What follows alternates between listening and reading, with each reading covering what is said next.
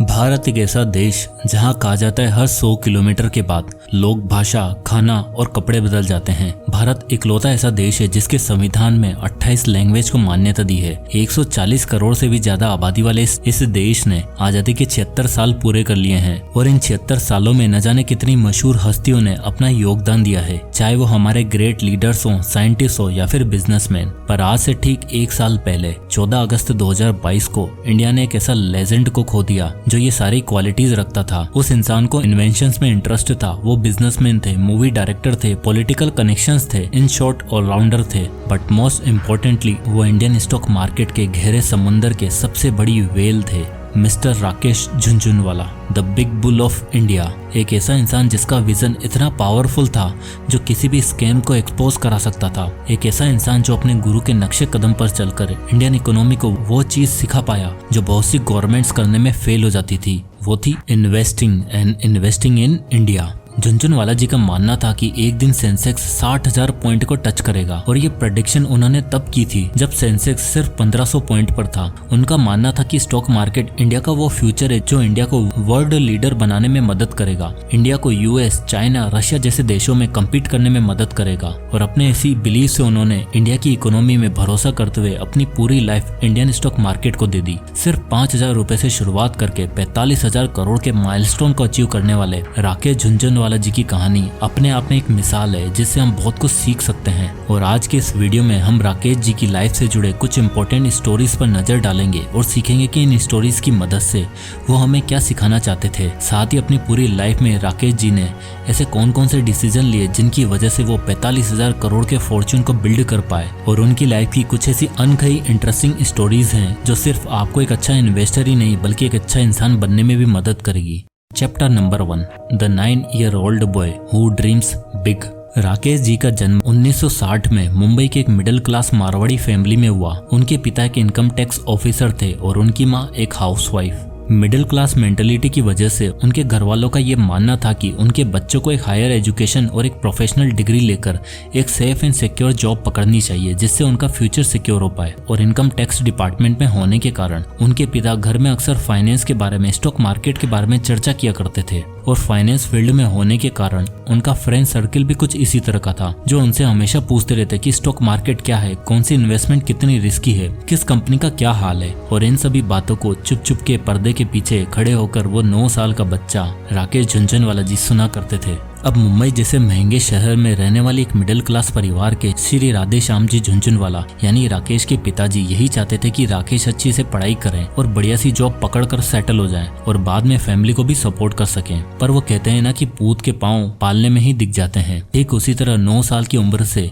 राकेश के मन में स्टॉक मार्केट को और इन्वेस्टिंग को लेकर इंटरेस्ट जागा और उन्होंने डिसाइड कर लिया कि उन्हें स्टॉक मार्केट में ही अपना करियर बनाना है। 13 साल की उम्र में राकेश के मन में स्टॉक मार्केट को लेकर और भी ज्यादा क्रेज बढ़ गया। और ऐसी उम्र जिसमें हर बच्चा video games, movies, TV, school और स्पोर्ट्स के बारे में सोचता था, राकेश जी शेयर के बारे में सोच रहे थे। और वो अक्सर अपने पिता से पूछा करते थे कि स्टॉक मार्केट क्या है, इसे कैसे सीखा जा सकता है, शेयर्स क्या होते हैं, इनमें कैसे इन्वेस्ट किया जाता है। उनके पिता को समझ आने लगा कि राकेश को स्टॉक मार्केट में काफी इंटरेस्ट बढ़ रहा है, पर उन्हें पता था कि ये कोई नॉर्मल रियल एस्टेट या बैंक इन्वेस्टमेंट नहीं है, ये स्टॉक मार्केट इन्वेस्टमेंट है जो बहुत ही रिस्की है। इसलिए जब भी राकेश कोई भी सवाल पूछते तो उनके पिता उन्हें किसी भी बात का जवाब नहीं देते बल्कि उन्हें न्यूज़पेपर में बिजनेस वाला पेज पढ़ने को कहते और कहते थे कि मार्केट क्या है, ये ऊपर या नीचे कब जाती है, ये खुद ही पढ़ो और सीखो। बस इतना बोलने की देरी थी कि राकेश को अपने सारे सवालों के जवाब मिल गए। उन्होंने न्यूज़पेपर पढ़ने की हैबिट बनाई और धीरे धीरे उन्हें कॉन्फिडेंस आने लगा कि वो स्टॉक मार्केट में अपना करियर बना सकते हैं। और फाइनली एक दिन उन्होंने डिसाइड किया कि ये सारी बातें वो अपने पापा को बताएं। पर अब्बा कहाँ मानने वाले थे क्योंकि उनके फादर को पता था कि स्टॉक मार्केट में करियर काफी रिस्की है, न जाने कब लाखों का प्रॉफिट हो जाए और न जाने कब कटोरा लेकर सड़क पर भीख मांगनी पड़ जाए। इसलिए उन्होंने राकेश को सजेस्ट किया कि पहले तुम अपनी ग्रेजुएशन कंप्लीट कर लो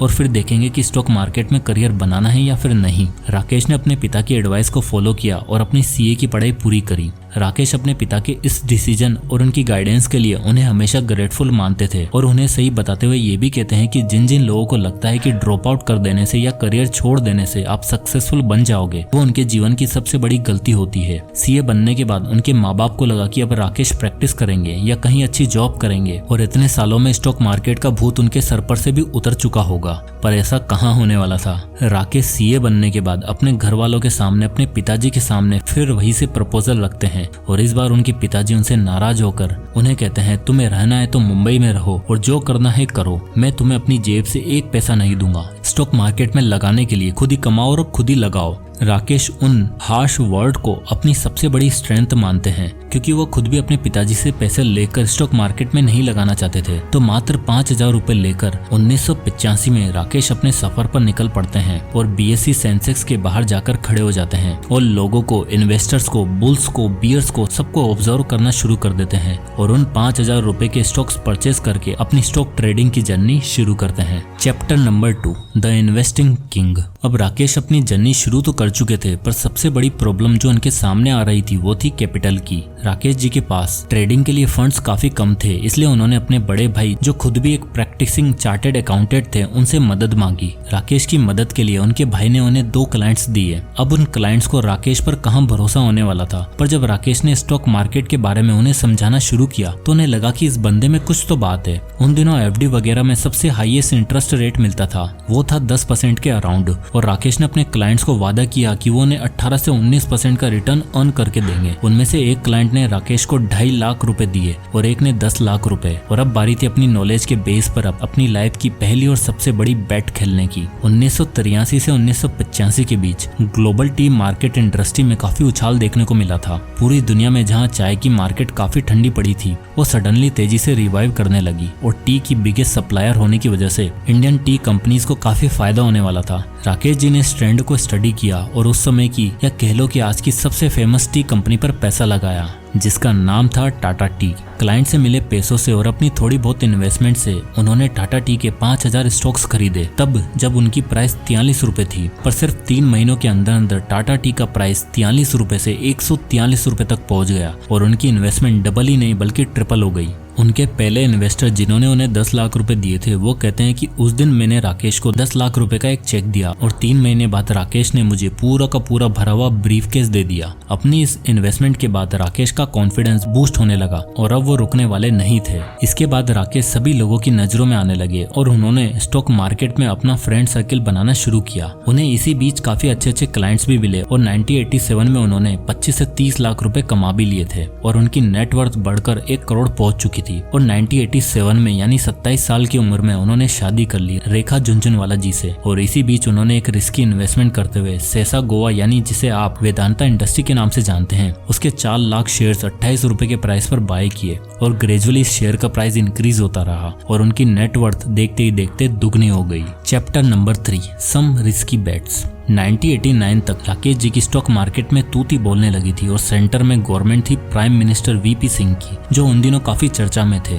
क्योंकि उनके फाइनेंस मिनिस्टर मिस्टर मधु दनवते फाइनेंशियल बजट डिक्लेयर करने वाले थे, जिसके तहत सभी लोगों और इन्वेस्टर को यही लग रहा था कि ये बजट सिर्फ सोशल कॉज के लिए होने वाला है, बिजनेस और इन्वेस्टर के लिए इस बजट में कोई बेनिफिट नहीं है। ये रूमर्स आने लगे कि बहुत सारी कंपनीज का दिवाला निकलने वाला है, पर इन्हीं रूमर्स की वजह से सभी लोगों ने अपने शेयर्स बेचना शुरू कर दिए। राकेश जी बताते हैं कि उन दिनों सभी लोग सिर्फ शेयर बेचने के लिए ही उन्हें फोन किया करते थे, पर राकेश जी का मानना था कि ये बजट बिजनेस फ्रेंडली होने वाला है क्योंकि वीपी सिंह एक व्यापारी रह चुके थे और जहां सब शेयर्स बेच रहे थे राकेश जी ने हेवीली इन्वेस्ट किया। यहाँ तक कि अपनी वाइफ के लाख कहने पर भी उन्होंने घर में एसी भी नहीं लगवाए। इसका रिजल्ट दिखा अगले 6 महीनों के अंदर। राकेश जी की प्रेडिक्शन सही साबित हुई और उनकी 2.5 करोड़ की वेल्थ इंक्रीज होकर 40 करोड़ के आसपास हो गई थी और धीरे धीरे उनकी इन्वेस्टिंग टेक्निक को लोग मानने लग गए। और इसके बाद साल 2003 में उन्होंने पेनी स्टॉक में इन्वेस्ट किया जिसका प्राइस उन दिनों सिर्फ 3 रुपए था और राकेश जी ने उस कंपनी के 6 करोड़ शेयर्स को खरीद लिए थे। लोगों ने उन्हें इस चीज के लिए क्रिटिसाइज करना शुरू कर दिया, पर दोस्तों वो शेयर कोई और नहीं बल्कि टाइटन कंपनी शेयर था। बेंगलोर में 2 दिन बिताने के बाद 27 से भी ज्यादा ज्वेलर्स और वॉच मेकर एग्जीक्यूटिव से मीटिंग करने के बाद राकेश जी ने अपने करियर की सबसे बड़ी बेट खेली और मामूली से 3 रुपए वाले स्टॉक की कंपनी में उन्होंने लॉन्ग टर्म विजन देखा और उन्हें लगा कि इसके तनिष्क और वॉच ब्रांड इंडिया में नया रेवोल्यूशन ला सकते हैं। और हुआ भी बिल्कुल वैसा ही। स्टॉक का प्राइस धीरे धीरे बढ़कर 10 से 100 हुआ, 100 से 500, 500 से 1000 और आज की डेट में टाइटन कंपनी का स्टॉक प्राइस 2900 रुपए के आसपास है। अब देखते हैं investing lessons from Rakesh Jhunjhunwala. Rakesh sir हमें अपनी स्टोरी से काफी इंपॉर्टेंट इन्वेस्टिंग लेसन देते हैं। Lesson number 1, learn to take calculated risk. दोस्तों राकेश जी से बड़ा रिस्क टेकर तो कोई नहीं हुआ। 5000 रुपए घर से लेकर निकले, 1985 में टाटा टी के स्टॉक्स में इन्वेस्ट करके 25 लाख रुपए कमाए और फिर 1989 में उन 25 को इन्वेस्ट करके 2 से 3 करोड़ रुपए की वेल्थ बनाई। पर राकेश जी रिस्क लेने के बारे में एक बात हमेशा कहते थे, you should strike a balance between taking calculated risk and preserving capital. यानी एक अमीर आदमी अमीर तभी बन सकता है जब वो कैलकुलेटेड रिस्क भी ले सके और अपने पास रखे पैसों को भी प्रिजर्व कर पाए। अब हमारे आजकल के यूथ की प्रॉब्लम क्या है ना कि सक्सेस कल के कल चाहिए, इसलिए जो अच्छा सुना उसमें बिना कुछ सोचे समझे सारा पैसा लगा के बैठते हैं। किसी भी जगह पैसा लगाने से पहले राकेश जी उस कंपनी को पूरा एनालाइज करते थे, जिससे उस कंपनी में अपॉर्चुनिटी क्या है, उसकी कंपटीटर्स कौन है, ब्रांडिंग वैल्यू कैसी है, वर्ड ऑफ द माउथ कैसा है, कैपिटल और डेट कैसा है। इन सभी चीजों को देखने के बाद उसमें इन्वेस्ट करते थे। तो अगर आप में भी रिस्क टेकिंग की क्वालिटी है तो सबसे पहले कैलकुलेट करो कि आप कितना पैसा किधर लगा सकते हो। इंडेक्स फंड और म्यूचुअल फंड काफी अच्छी इन्वेस्टमेंट साबित हो सकती है इनिशियल स्टेज के लिए, फिर धीरे धीरे सीखकर आप भी कैलकुलेटेड रिस्क ले सकते हो। Lesson number 2, long term investing. Rakesh ji अपने एक इंटरव्यू में बताते हैं कि एक बार उनके पास एक लेडी आई और उन्होंने राकेश जी से पूछा कि ये वाला स्टॉक्स कैसा रहेगा इन्वेस्ट करने के लिए। राकेश जी ने उन्हें एडवाइस दिया कि 12 से 15% का इंटरेस्ट से आपका पैसा 3-4 साल में डबल हो जाएगा। इस पर वो लेडी शॉक हो गई कि 3-4 साल इतना लेट। तो राकेश जी ने जेब से एक पर्ची निकाली और उस पर रेस कोर्स का पता लिख दिया और कहा कि कल के कल डबल चाहिए तो घोड़ों की रेस में पैसा लगाइए मैडम, स्टॉक मार्केट में आपका कोई भी काम नहीं है। राकेश जी का कहना है कि वर्ल्ड का सबसे रिचेस्ट इन्वेस्टर 40 साल में जाकर मिलेनियर बना। उसकी वेल्थ पर भी उसको मैक्स टू मैक्स 20 से 22% का ग्रोथ मिला था। लेकिन हमारे यूथ को तो कल के कल ही अमीर बनना है, तो भाई फिर घोड़ों की रेस में ही पैसा लगाओ। इन्वेस्टिंग वगैरह आपके बस की नहीं है। स्टॉक्स या इंडेक्स फंड से कंपाउंडिंग का पावर एंजॉय करने के लिए आपको लॉन्ग टर्म इन्वेस्टेड रहना होगा, क्योंकि कंपाउंडिंग उतनी तेजी से ग्रो करती है जितना ज्यादा टाइम बढ़ता रहता है। बस जरूरत है तो डिसिप्लिन के साथ फुली इन्वेस्टेड रहने की, फिर चाहे वो स्टॉक्स हो या इंडेक्स फंड में SIP। Lesson number 3, philanthropy and give it back. Art of acquiring के साथ साथ झुनझुनवाला जी में आर्ट ऑफ गिविंग भी था। इनकी जैसी पर्सनैलिटी शायद ही इंडिया का दोबारा कभी मिल पाए, जो सिर्फ दोनों हाथ से लेना नहीं बल्कि एक हाथ से कमाना और दूसरे हाथ से बांटना भी जानता था। 56 की एज में उन्होंने अनाउंसमेंट करी कि वो अपनी 25% की वेल्थ को चैरिटी में डोनेट करने वाले हैं। उनके पिता ही उन्हें हमेशा कहा करते थे कि तुम ऐसा काम कर रहे हो जिससे सिर्फ तुम्हें ही फायदा होता है, तो अपनी कमाई का कुछ हिस्सा दान में भी दिया करो। राकेश बताते हैं कि उनके पिताजी उन्हें काफी फोर्स किया करते थे और उन्हें बाद में रियलाइज हुआ कि ये बहुत ही जरूरी है। एक सही देशभक्त वही होता है जो अपने साथ साथ देश की भी भलाई में बिलीव करे। और Rakesh ji over the years कई एजुकेशन सेंटर्स को, हेल्थ केयर सेंटर्स को, NGOs को, डिजास्टर मैनेजमेंट टीम को काफी सहायता करते थे। Lesson number 4, the tale of choice between wealth and health. एक अमीर से अमीर आदमी भी तब गरीब बन जाता है जब उसे पता लगता है कि मैंने पैसा कमाने के चक्कर में अपनी हेल्थ को सेक्रीफाइस कर दिया। अब ये आपके ऊपर है कि आप किसे चुनते हो। वेल्थ किसे अच्छी नहीं लगती और वेल्थ से हर वो चीज खरीदी जा सकती है जो आपको हेल्दी बनाती है, पर असल में आपको आपका पैसा नहीं बल्कि आपकी हैबिट्स ही हेल्दी बनाती है। दुनिया की कोई भी ताकत आपको नहीं बचा सकती यदि आपकी हैबिट्स अच्छी नहीं है तो। मोस्टली अमीर और रईस लोगों के अंदर हार्ट डिजीज, मेंटल अनवेलनेस, BP और शुगर जैसी प्रॉब्लम्स देखने को मिलती है उनकी रॉन्ग ड्रिंकिंग हैबिट से। और 14 अगस्त 2022 को उसी शॉकिंग न्यूज ने सबको हिलाकर रख दिया जब हमें पता चला कि मुंबई के ब्रीच कैंडी हॉस्पिटल में हार्ट अटैक आने के कारण राकेश झुनझुनवाला जी का निधन हो गया। स्टॉक मार्केट के जायंट मेमत कहा जाने वाले झुनझुनवाला जी 62 साल की एज में हम सबको छोड़कर चले गए, सिर्फ और सिर्फ अपनी अनहेल्थी हैबिट्स और हेक्टिक वर्क लाइफ की वजह से।